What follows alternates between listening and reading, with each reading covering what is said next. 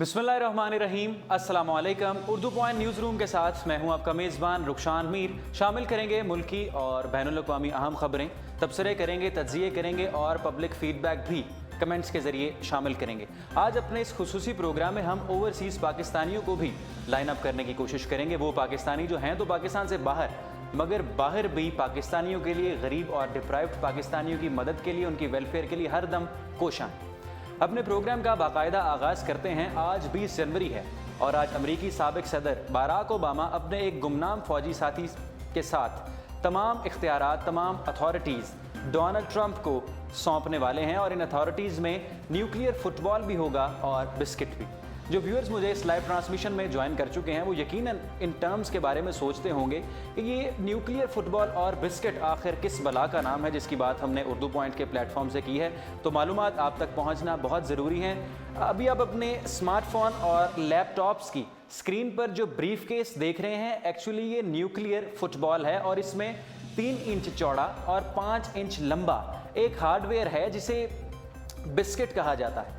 अब इस बिस्किट में वो तमाम अहम कोड्स हैं जो जौहरी हथियार को इस्तेमाल करने के लिए लगाए जाते हैं, यानी न्यूक्लियर वेपन्स के कोड्स इस बिस्किट में मौजूद हैं जो आज डोनाल्ड ट्रंप के पास पहुंचने वाले हैं। अमेरिकी इंटेलेक्चुअल तबके में जो वेस्ट का दानिश्वर तबका है उसमें ये क़यास-आराइयाँ भी की गई और ये तजज़िये तबसरे भी किए गए कि डोनाल्ड ट्रंप इस काबिल नहीं कि उनको जौहरी हथियारात सौंप दिए जाएँ, क्योंकि मुतअद्दिद बार वो ये बयानात मीडिया में, अपने सोशल मीडिया प्लेटफॉर्म्स पे, ट्विटर पे और फेसबुक पे दे चुके हैं कि वो जौहरी हथियार भी इस्तेमाल कर सकते हैं। तो ये मालूमात आपके साथ शेयर करना बहुत ज़रूरी है कि आज न्यूक्लियर फुटबॉल भी और बिस्किट्स भी डोनाल्ड ट्रंप के पास पहुंच जाएगा, जो अभी आप अपनी स्क्रीन्स पर देख सकते हैं। 8 साल बाराक ओबामा का दौर कैसा रहा, इस पर भी बात करेंगे। जो दूसरी पार्टी थी और अब इख्तियारात मुंतकिल हुए, डोनाल्ड ट्रंप का दौर कैसा रहा और अब बाराक ओबामा का दौर कैसा रहा और डोनाल्ड ट्रंप का दौर कैसा होगा, इस सारे मामले पर भी गुफ्तगू करेंगे। मगर अमेरिका ने जो गलती की है उस पर भी नज़र डालना बहुत ज़रूरी है। अमेरिका दुनिया का वो वाहिद और पहला मुल्क है जिसने न्यूक्लियर वेपन्स का इस्तेमाल किया और दुनिया का नक्शा तब्दील किया, दुनिया में मैस लेवल पर डिस्ट्रक्शन और तबाही बर्पा की। वो भी इंफॉर्मेशन आपके साथ शेयर करते हैं। 6 अगस्त 1945 को जापान के शहर हिरोशिमा पर जब लिटिल बॉय फेंका गया तो उसमें 80,000 जापानीज़ लोग उसमें हलाक हुए और उसके 3 दिन बाद यानी 9 अगस्त 1945 को फिर नागासाकी पर एटॉमिक बॉम्ब ड्रॉप किया गया और उसमें 40,000 से ज़ायद लोग हलाक हुए। हज़ारों लोग हलाक हुए, हज़ारों लोग ज़ख्मी हुए और अब तक उन इलाकों में जो रिपोर्ट किया जाता है, फैक्ट्स जो ख़बरें मिलती हैं कि अभी तक वहाँ पर अपाहज बच्चे पैदा होते हैं। इसके बाद जापान ने तो अनकंडीशनली सरेंडर किया और उन्होंने कहा, उनके जो कमांड में थे लोग, जो अथॉरिटीज़ थी, उन्होंने कहा we have lost the war on ground but we will win the war on in the field of education. और उन्होंने कहा हम गिरे हैं लेकिन हम उठेंगे। किस तरह से अमेरिका ने अपने पहले 1945 में जौहरी हथियारात का इस्तेमाल किया और उनके क्या मनफी असरात दुनिया पर मुरतब हुए, ये सारे मामलात किसी से ढके छुपे नहीं हैं। तो क्या डोनाल्ड ट्रंप कोई इस तरह का काम खुदा न खास्ता कर सकते हैं? उन्होंने जितने भी पहले बयान दिए अपनी इलेक्शन कैंपेन से पहले और उसके बाद, उन्होंने अपने तमाम बयानात वापस ले लिए। उन्होंने कहा कि मैं जौहरी हथियार का इस्तेमाल भी कर सकता हूँ। उन्होंने अपने तमाम बयानात वापस ले लिए हैं, मगर एक बयान उन्होंने ताहाल वापस नहीं लिया कि वो इस ज़मीन पर जौहरी हथियारों का इस्तेमाल करने वाले आखिरी फ़र्द होंगे। ये उनका बयान अभी भी ऑन द रिकॉर्ड है। अब जो स्ट्रेटेजिक मैनेजमेंट के लोग हैं वेस्ट के, उनका ये कहना है कि वज़ीर दिफा और अमरीकी फ़ौज के जनरल्स के बगैर डोनाल्ड ट्रंप इस तरह का कोई फ़ैसला लेने के काबिल नहीं। मगर बहुत से इंटेलेक्चुअल्स ये भी कहते हैं कि डोनाल्ड ट्रंप ऐसा फ़ैसला अकेले भी ले सकते हैं। अगर वज़ीर दिफा या फ़ौजी जर्नैल, फ़ौज के कमांडर अगर ये समझते हैं कि सदर अपने होशो हवास खो चुका है और उसका जहनी तबादुल दुरुस्त नहीं, तो वो उनसे बैकआउट भी कर सकता है, उनका हुक्म नहीं भी मान सकता। मगर 1945 में जब हैरी एस ट्रूमैन अथॉरिटी में थे, उनके पास तमाम इख्तियारात थे, तो उन्होंने ये घिनौना और इंसानी तारीख का भद्दा तरीन काम भी सर अंजाम दिया। अब एक जायज़ा लेते हैं दुनिया में न्यूक्लियर वेपन्स के हिसाब से स्ट्रेटेजिकली ये दुनिया कहाँ खड़ी है। जो बड़ी पावर्स हैं, रशिया है, बरतानिया है, अमेरिका है, चाइना है, उसके भी कुछ फिगर्स मेरे पास हैं। वो कितने पानी में हैं उनके पास, कौन नंबर 1 पे है, कौन नंबर 2 पे है, कौन नंबर 3 पे है, उसको भी डिस्कस करते हैं। सितंबर 2016 तक रूस के पास सबसे ज़्यादा यानी 1796 हथियार थे। इसमें मिसाइल्स थे, आप दोजें थीं और इसमें बैलिस्टिक मिसाइल्स भी थे, स्ट्रेटेजिक बंकर भी थे। और सितंबर 2016 में ये जो भी सेंसस हुआ और जो भी इसका जायज़ा लिया गया उसके मुताबिक अमेरिका के पास 1367 जौहरी हथियार थे जो ज़मीन में थे, समुंदर में थे और फ़ौजी हवाई अड्डों पर भी उन्होंने नाफिज कर लिए थे। बरतानिया के पास 120 स्ट्रेटेजिक हथियार हैं जिनमें से 1/3 समुंदर में नस्ब हैं। और ये जो मैंने आपके साथ फिगर शेयर किए हैं इसके मुताबिक रूस के पास इस वक्त सबसे ज़्यादा हथियार मौजूद हैं और पाकिस्तान भी रूस से ही हथियार ख़रीदता है। मगर अमेरिका का जो न्यूक्लियर सिस्टम है, न्यूक्लियर वेपन्स हैं, अब वो कोई इतने सेफ हैंड्स में नहीं हैं। ये बातें वो हैं जो मैंने इंटेलेक्चुअल तबका वेस्ट का मुतालिया किया और वहाँ से इन्फॉर्मेशन गैदर की जो मैंने आपकी खिदमत में पेश की हैं। ये थोड़ा सा हट के हो गई खबर जो हमने डिस्कस की, मगर हमारा कोर मकसद यही है कि जो टॉक शोज़ में, जो मेन स्ट्रीम टॉक शोज़ में बहस और मुबासा होता है सियासी, उससे हट के अवाम को मालूमात दी जाएँ, ऐसी बातें बताई जाएँ जो उनको मीडिया पर, टीवी चैनल्स पर नहीं मिलेंगी। अब बात करते हैं अपने पाकिस्तान के स्पोर्ट्स के हवाले से भी। क्रिकेट का मैच पाकिस्तान ऑस्ट्रेलिया से जीता था, जो ODI सीरीज़ थी उसका दूसरा मैच पाकिस्तान ऑस्ट्रेलिया से जीता था कई बरस बाद। इस पर भी हम बाकायदा प्रोग्राम कर चुके हैं। कई बरस बाद जीता दूसरा मैच, मगर तीसरा मैच वो फिर हार गए। हम टेलीफोन लाइन पर लेंगे स्पोर्ट्स ब्लॉगर उसामा विर्क को और उनसे जानेंगे कि स्वॉट एनालिसिस करें इस मैच में पाकिस्तान की क्या स्ट्रेंथ्स रहीं, क्या वीकनेसेस रहीं, क्या अपॉर्चुनिटीज़ थीं और क्या थ्रेट्स थे। पाकिस्तान के मैच क्यों हार गया और पाकिस्तानियों को फिर से शर्मिंदगी का सामना करना पड़ा। टेलीफोन लाइन पर ज्वाइन कर रहे हैं उसामा विर्क। हेलो। वालेकुम अस्सलाम। उसामा साहब, आपसे स्वॉट एनालिसिस चाहिए, क्यों पाकिस्तान फिर मैच हार गया? एक मैच तो जीता था, क्या स्ट्रेंथ्स थी, क्या वीकनेसेस थी, क्या अपॉर्चुनिटीज़ थी और थ्रेट्स क्या थे? देखिए मेरे साहब, ये पाकिस्तान के लिए मैच जीतना इस सीरीज में बहुत अहमियत का हामिल था, क्योंकि हम इससे पहले मैच जीते थे और ये ऑस्ट्रेलिया की तारीख की सबसे कमजोर टीम है। अगर आप कहें ना एक रोजा क्रिकेट की, तो ये सबसे कमजोर टीम थी और पाकिस्तान के पास बहुत अच्छा चांस था कि हम इसको शिकस्त दे सकते हैं, लेकिन कुछ गलतियां जिनमें हमारे प्रॉपर ऑलराउंडर हमारे पास मौजूद नहीं, हमने कैचेस छोड़े, विकेट जो थी वो अहम प्लेयर्स की हमने विकेट जो थी वो अपने हाथों से गंवाई। तो इस तरह की कुछ गलतियां हमने आखिरी 10 ओवर में अपनी बैटिंग के दौरान सिर्फ 50 रन बैट किया। आजकल की क्रिकेट में आप आखिरी 10 ओवर में कम से कम 100 प्लस स्कोर करते हैं और पाकिस्तान की बैटिंग वहां पे 50 स्कोर कर पाई। तो कुछ ऐसी गलतियां थी जो टेक्निकली जो क्रिकेट में थोड़ी सी आपको अग्रेसिव क्रिकेट खेलनी चाहिए थी, वो हमने मिस की, जो मेरे का बेस्ट बनी। अच्छा, तो जो ODI सीरीज थी ये, अब आप पाकिस्तान के जीतने के कोई चांसेस हैं या नहीं, बस हार गए हम?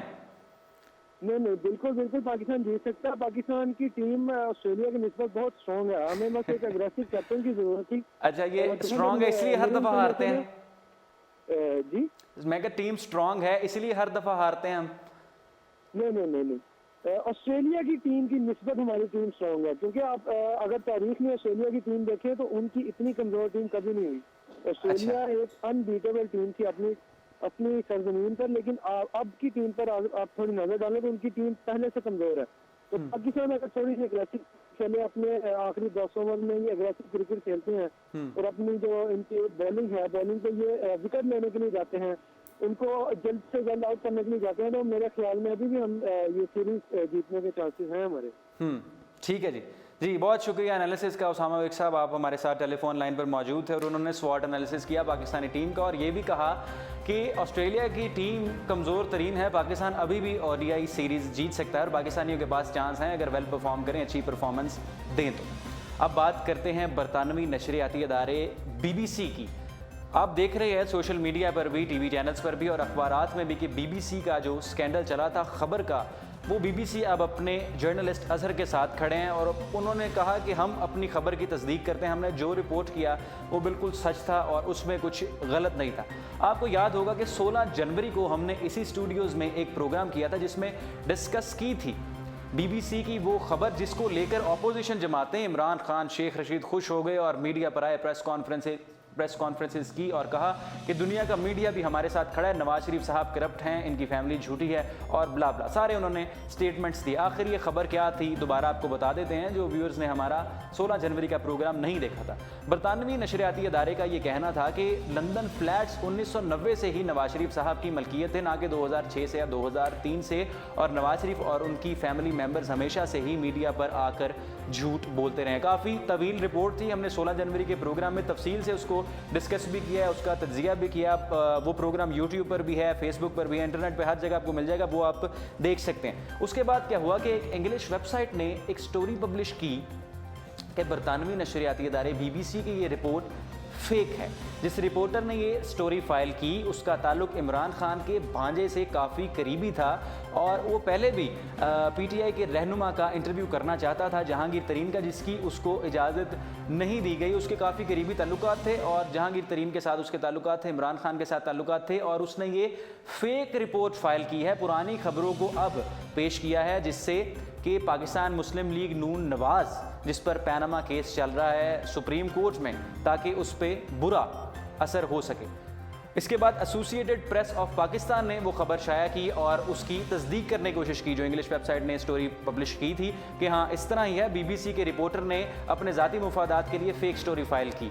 उसके बाद सोशल मीडिया ने इसको उठाया, इस पर ट्वीट कर रहे थे एहसन इकबाल साहब, जितने अहम नून लीगी वुज़रा हैं, ख्वाजा आसिफ हैं, ख्वाजा साद रफ़ीक हैं, वो भी मीडिया पर आए और उन्होंने कहा जी BBC भी झूठ बोल रहे हैं, जो उनका रवायती अंदाज़ है पाकिस्तान मुस्लिम लीग नवाज़ वालों का। मगर BBC ने कल से स्टोरीज शेयर करनी शुरू की अपनी वेबसाइट पर, अपने ट्विटर पे, और कहा हम अपने रिपोर्टर के साथ हैं, हम अपने जर्नलिज्म के साथ हैं, जो स्टोरी हमने फाइल की हम उसके साथ खड़े होते हैं और उसमें कुछ फेक नहीं था। जो भी रिपोर्टर ने, अजहर ने जो स्टोरी फाइल की, हम उसके साथ ही खड़े हैं और उसमें कुछ भी झूठ नहीं था। तो अब देखते हैं नून लीगी वुज़रा का क्या इस बात पर रिस्पांस आता है। एहसन इकबाल साहब की पोस्ट अभी भी फेसबुक पर उसी तरह है और दीगर नून लीगी वुज़रा भी अभी तक उस बात पर कायम है।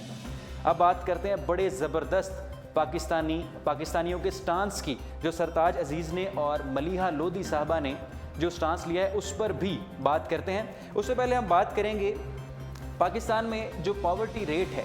पाकिस्तान में पॉवर्टी रेट तो तेज़ी से नीचे आया है। वर्ल्ड बैंक के मुताबिक 2002 में 64.3% गुर्बत थी, जबकि 2014 में 29.5% रहेगी। मगर अभी भी पाकिस्तान के बेशतर इलाकों में, कराची में, इस्लामाबाद में, लाहौर में, दीगर इलाकों में अभी भी ऐसे लोग मौजूद हैं जिनके पास रहने के लिए छत नहीं, पहनने को तन पे कपड़ा नहीं, खाने को रोटी नहीं, वो भूखे हैं और सर्दियों में भी बगैर कंबल के ज़िंदगी बसर कर रहे हैं। इधर लाहौर में सब्ज़ादार के इलाकों में हम गए और हमने देखा लोग ज़मीन पर रह रहे हैं, फुटपाथ पर रह रहे हैं, उनके पास घर नहीं, खाने को रोटी नहीं, पीने को पानी नहीं। और कुछ पाकिस्तानी ऐसे भी हैं जिनको अल्लाह ने दौलत दी और वो उसका गलत इस्तेमाल नहीं कर रहे, मगर गरीब और डिप्राइव्ड पाकिस्तानियों की खिदमत में सरशार है। ऐसे कुछ पाकिस्तानी ओवरसीज़ भी हैं, पाकिस्तान से बाहर भी हैं, मगर फिर भी पाकिस्तानियों की खिदमत में मसरूफ़ हैं। आज एक ऐसे ही पाकिस्तानी ने हमें ऑस्ट्रेलिया से ज्वाइन किया है, उनको हमने अपने लाइन पर लिया, उनसे भी गुफ्तगू करेंगे और उन्हीं की ज़ुबानी जानेंगे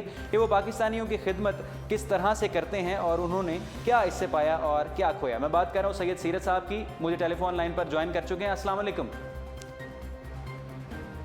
हेलो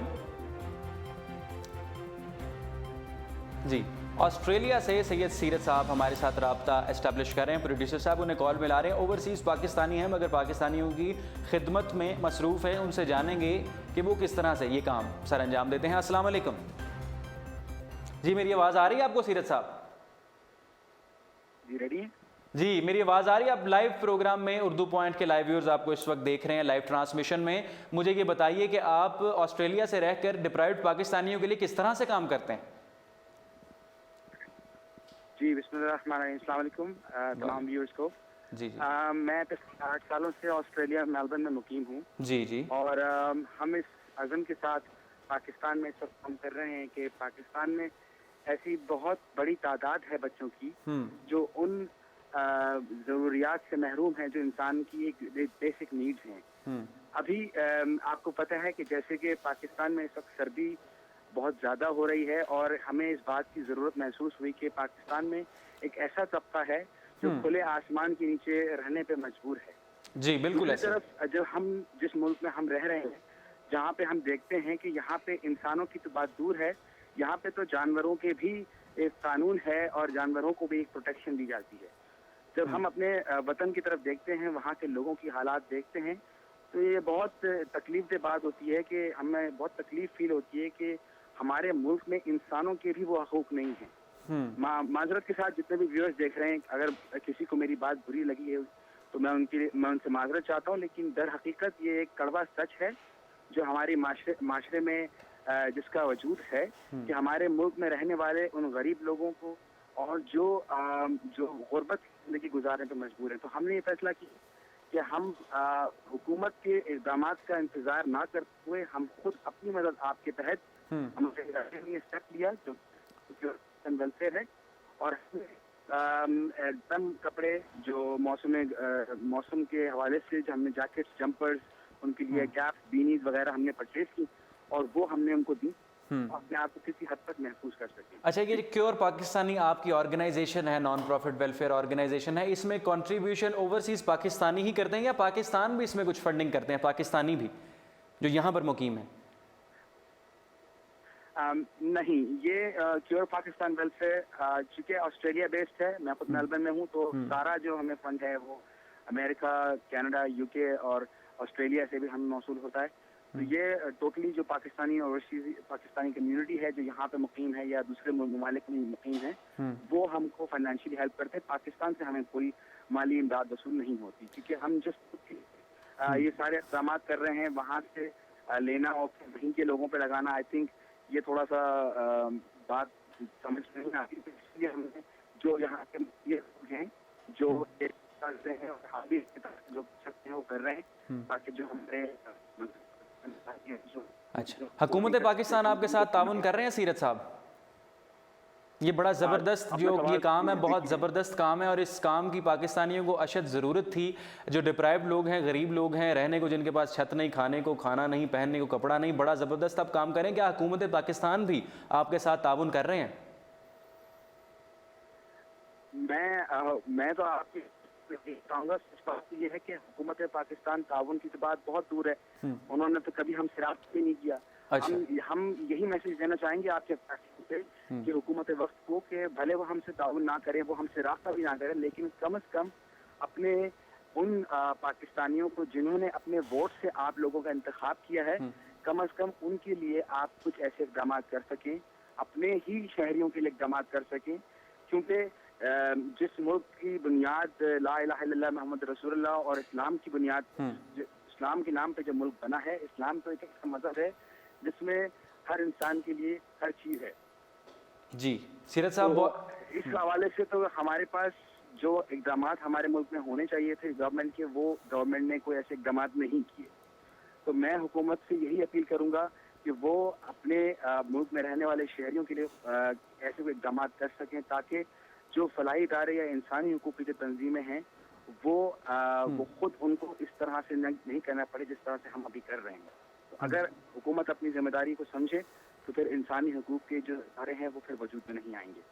جی سیرت صاحب، بڑی زبردست آپ نے گفتگو کی اور آپ کا کام بھی بہت زبردست ہے. ہزاروں لاکھوں million of viewers Urdu point پر آپ کو دیکھ رہے ہیں اور یقیناً آپ کی ان خدمات کو سراہتے ہوں گے. حکومت پاکستان تک بھی آپ کا پیغام پہنچانے کی کوشش کی جائے گی. ہمیں میلبرن سے جوائن کیا تھا سید سیرت صاحب نے، جو کہ اوورسیز پاکستانی ہیں، وہاں سے فنڈ ریزنگ کرتے ہیں مگر خدمت کرتے ہیں پاکستانیوں کی جو غریب پاکستانی پاکستان میں موجود ہیں. مجھے ایک شعر یاد آ رہا ہے، درد دل کے واسطے پیدا کیا انسان کو، ورنہ عبادت کے لیے کم نہ تھے کروبیاں. تو بڑا زبردست کام ہے، انسان کی خدمت کرنا ہی انسان کا حقیقی فریضہ ہے جو اوورسیز پاکستانی کریں. حکومت بھی ان کے ساتھ تعاون کرے. آپ بھی ان کے پیغام کو شیئر کریں اپنے سوشل میڈیاز پر، اپنے فیس بک پر، اپنے ٹویٹر پر، زیادہ سے زیادہ لوگ دیکھیں اور ان کے ساتھ بھی تعاون کیا جائے. اب بات کرتے ہیں سرتاج عزیز اور ملیحہ لودھی کے حوالے سے. دونوں پاکستان کے اہم پاکستانی ہیں اور انہوں نے بڑے زبردست بیانات دیے ہیں. وہ بیانات کہاں تھے، ملیحہ لودھی نے کیا کہا اور سرتاج عزیز صاحب نے. OIC council of foreign ministers کی ایک میٹنگ ہوئی ہے کوالالمپور ملیشیا میں، جہاں پر سرتاج عزیز نے روہنگیا مسلمانوں کی آواز بلند کی ہے. OIC کی میٹنگ تھی، اہم وزرائے خارجہ تھے اور ان وزراء میں بیٹھ کر سرتاج عزیز نے یہ کہا کہ برما میں جس طرح سے مسلمانوں کا قتل عام کیا گیا، جس طرح سے ان کا جینوسائڈ یعنی جس طرح سے ان کی नस्ल कुशी की गई, बच्चों को मारा और उनको बाहर निकाल दिया गया, वो काबिल मुज़म्मत है। और पूरी दुनिया के मुसलमानों को अब रोहिंग्या मुसलमानों के लिए, उनकी खिदमत के लिए, उनका साथ देने के लिए इकट्ठे होना पड़ेगा, यकजा होना पड़ेगा। बर्मा के बारे में थोड़ा सा आपको बता दूं, इतना टाइम नहीं कि उसकी मुकम्मल तफसील शेयर की जाए, मगर बर्मा जो है एक मुल्क है, बांग्लादेश के साथ इसका बॉर्डर लगता है, पाकिस्तान के साथ नहीं लगता, बांग्लादेश के साथ इसका बॉर्डर लगता है। इसमें कुछ परसेंटेज है मुसलमानों की, और ये बर्मा बुद्धिस्ट, जो बुद्धा जिन्हें कहते हैं, उनका ये मज़हब है, उन मज़हब के, उस मज़हब के फॉलोअर्स का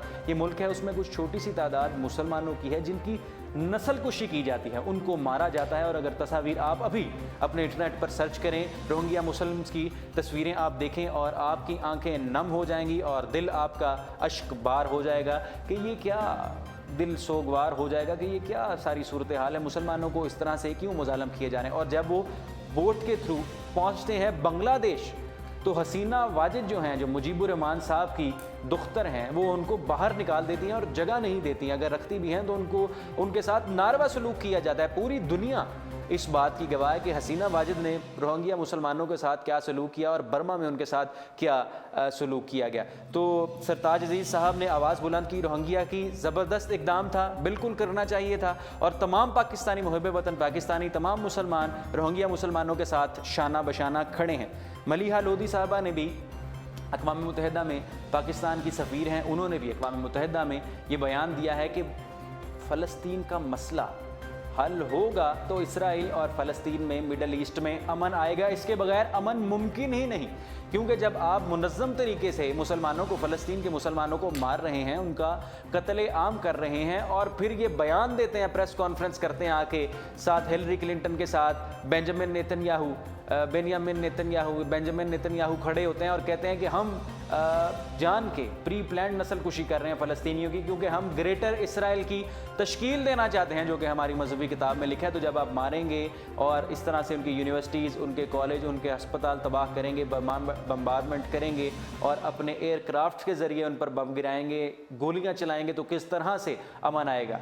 तो मलिहा लोधी साहबा ने अक़वाम मुत्तहिदा में आवाज़ बुलंद की, उनको भी मुसलमानों का, पाकिस्तानियों का, तमाम इंसानियत पसंदों का खराज तहसीन, जिन्होंने अक़वाम मुत्तहिदा में ये आवाज़ दी। और अब आप देखें जिस तरह से हम मातम करते हैं कई महीनों से, सालों से, कि मसला कश्मीर, मसला फ़लस्तीन, यमन का मसला हो, बर्मा का मसला हो, कोई भी जहाँ पर भी इंसानों को मारा जा रहा है, खा वो मुसलमान हैं या कोई और, जो भी कमज़ोर लोग हैं, हम पाकिस्तानी उनके साथ शाना बशाना खड़े हैं। तो ये था आज का हमारा ख़ुसूसी प्रोग्राम। तमाम अहम खबरें शामिल की। 20 जनवरी, डोनाल्ड ट्रंप तमाम इख्तियारात आज संभाल लेंगे और अमरीकी सदर 45वें अमरीकी सदर की हैसियत से उभरेंगे। उनका क्या दौर गुजरेगा, इस पर भी आपको अपडेट रखेंगे। विजिट करते रहिए हमारी वेबसाइट urdupoint.com। रुखसान मीर को दीजिए इजाज़त। अल्लाह हाफ़िज़।